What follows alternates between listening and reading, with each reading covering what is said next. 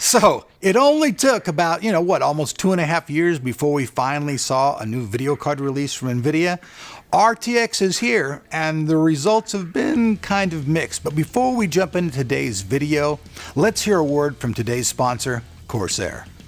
The Strafe Mark II features 100% Cherry MX RGB key switches, providing a smooth and linear response with precise accuracy. These switches deliver flawless key presses and have a lifespan of up to 50 million actuations, so you know you're getting the durability you'll need. There's also a convenient USB pass-through port for any additional USB device you might want to use. It also includes a volume wheel so you can adjust the audio on the fly without interrupting your game at all. The Strafe Mark II is also compatible with the iCUE software so you can customize the RGB to however you want it to look. Looking for a tool to take on your PC opponents? Give the Strafe Mark II RGB mechanical gaming keyboard a look today. Alright, so if you're looking for a new keyboard, check out the Strafe. So, like I said in the very beginning, all the RTX cards have now been released as far as the high end goes. We're still waiting for the 2070 cards to hit the market. Hopefully they'll be priced a little better and have good performance. I know that many people out there right now, though, own a 1080 card. And probably the biggest question in most of those people's mind is it worth my time to upgrade to a 2080 card? So we decided, okay, well, let's make a battle completely just dedicated to that. And we're using the very latest 411 driver on this. If you guys happen to miss a video that we did a video, comparing the latest driver to the previous 399 driver, and the results were kind of a mixed bag. Some people said that they felt, these games are being gimped a bit. Other people said no, because the results were mixed. If you guys missed that, you might want to check that out. But today's video is just a straight up head-to-head battle between the Founders Edition cards. The 1080 versus the 2080. It's straight ahead, it's pure. Let's talk about our test system, rock out to the new benchmark song from my new band, and then at the end of the day, let's talk about it and see, really, should you upgrade from your 1080 or should you just wait? For you folks that follow the channel, you probably know our test system's a pretty nice system. i7-8700K. We just leave it at stock speeds, but we keep it always running at a boost clock. We've got 16 gigabytes of RAM inside of this baby. We've got nice drives for all our storage. All in all, a very nice system. We're using Windows 10 with all of the latest patches installed, and like I said, we're using the latest 411 driver. And with that said, let's rock out to a brand new song from my band 7 Deadly Sins called Arc of Angels. Let's rock.